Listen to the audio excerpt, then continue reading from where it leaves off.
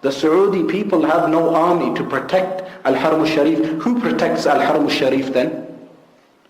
They will not give protection of Al-Haram al-Sharif to the Pakistanis, because we know the attitude of most of the Pakistanis, with the exclusion of the Ubandiya and Shia, Al-Rawafid, La'anatullah alayhim ajma'in.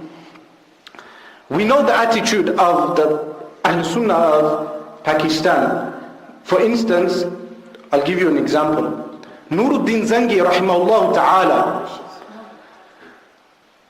وَقُدِّسَ سِرُّهُ الْعَزِيزِ, he was from the major awliya, and he was the one who who came before Sayyiduna al-Imam Salahuddin al-Ayyubi rahimahullah ta'ala, who brought in salawat in the adhan. Salawat in the adhan. Salahuddin al-Ayyubi rahimahullah ta'ala made this widespread in Sham al-Sharif, in al-Hijaz al-Sharif, in Yemen, and in Misr. And Abdul Qadir al-Nawt, in his edition of Sir Alam al-Nubala, does not have nice things to say about the Asha'ira and Ahl Sunnati wal Jama'ah in the time of Salahuddin al-Ayyubi. He calls them grave worshippers and extreme Sufis. But at the same time, these people would hold conferences with the name of Sayyidina Sultan Salahuddin al-Ayyubi, because they claim to be proponents of al-Jihad fi sabilillah. But it is deception, pure deception. So when Sayyiduna Nuruddin Zangi rahimahullah ta'ala had, everyone knows the story regarding the Christian men, the Crusaders, who attempted to enter Al-Hujrat al-Sharifa and take the Messenger sallallahu alayhi wa sallam, which obviously they were not able to do so. And Sayyiduna Nuruddin Zangi rahimahullah, by the way, had taken the Haramain away from the Shia Rawafid, known as the Fatimiyun, who ruled the Haramain for nearly 90 years. It would be interesting to ask those people of Ahl Sunnati wal Jama'ah that what would they have done if they lived in that era where the Rawafid ruled the Haramain. Would they have prayed behind the Rawafid? Now when Sayyidi Nuruddin Zangi rahimahullah ta'ala took the Haram and protected Al-Hujrat al-Sharifa, he built an iron ore around Al-Hujrat al-Sharifa, which protects the noble room of the Messenger sallallahu alayhi wa sallam till today.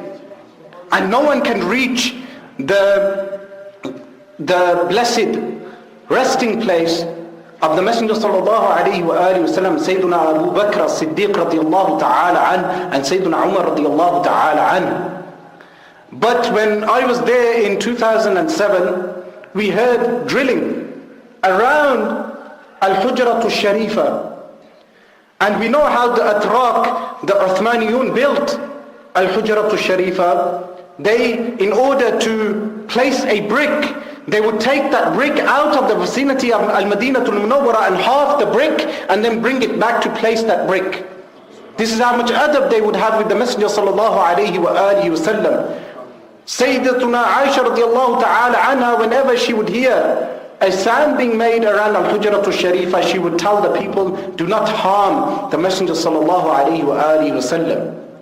In the same way, Sayyidina Ali karamullahu wajhah al-Kareem, when he had doors made, he had them made outside of Al-Madinatul Munawwara. So the Uthmaniyun were taking this from the Salaf.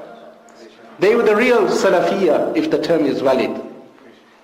And Sayyidina Umar radiyallahu ta'ala an, when seeing two men speaking, he knew they were from Taif. He said, if I knew that if you were from the people of Al-Madinatul Munawwara, I would have hit you, because you are speaking out aloud in the masjid of the Messenger sallallahu alayhi wa alihi wa sallam. So when I heard this drilling, I inquired, because this concerns us. The biggest concern for us is the Messenger sallallahu alayhi wa alihi wa sallam. And I found out that they were digging around the Al-Hujrat al-Sharifa. What they had done is they were building something there, and they had reached some of the iron ore. One of the Pakistani people they sent down, he took some of that iron ore and he placed it in his pocket. And then I met him, and then he showed me the piece of the iron ore. And I took tabarruk from the iron ore, blessings from the relics of the Messenger sallallahu alaihi wasallam, which is not shirk. And if there's any individual who claims it's shirk, then he must answer the ahadith in the Sahih of Imam Bukhari and the Sahih of Imam Muslim.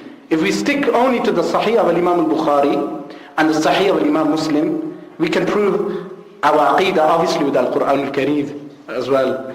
We can prove our aqidah of Ahl Sunnati wal Jama'ah. But some of the humqa, idiot men they had placed outside were denying ahadith in Sahih of Imam Bukhari also. They have reached this level. So the Saudi government will not use the Pakistani people to protect Al-Haram al-Sharif. They will not use the Turkish army, because the Turkish army is either secular for the most part, or those parts which are Muslim, they are Ahl Sunnati wal Jama'ah also. And none of the Arabs are capable. None of the Arab governments are capable. They cannot even protect the border of Gaza and Misr. So who is protecting Al-Haramain? We know Allah subhanahu wa ta'ala is protecting. But I mean, who do the Saudi family claim is protecting Al-Haram al-Sharif? They will call in the French troops or the American troops. These people have no ta'zeem, veneration for Al-Haramain. They care for only power, to the extent that when they give bottles of water in Al-Haram al-Sharif, they have Miyahu Makkah written on the bottles. Miyahu Makkah, water of Makkah. The Bedouins from Najd, when they come, they will urinate in these bottles.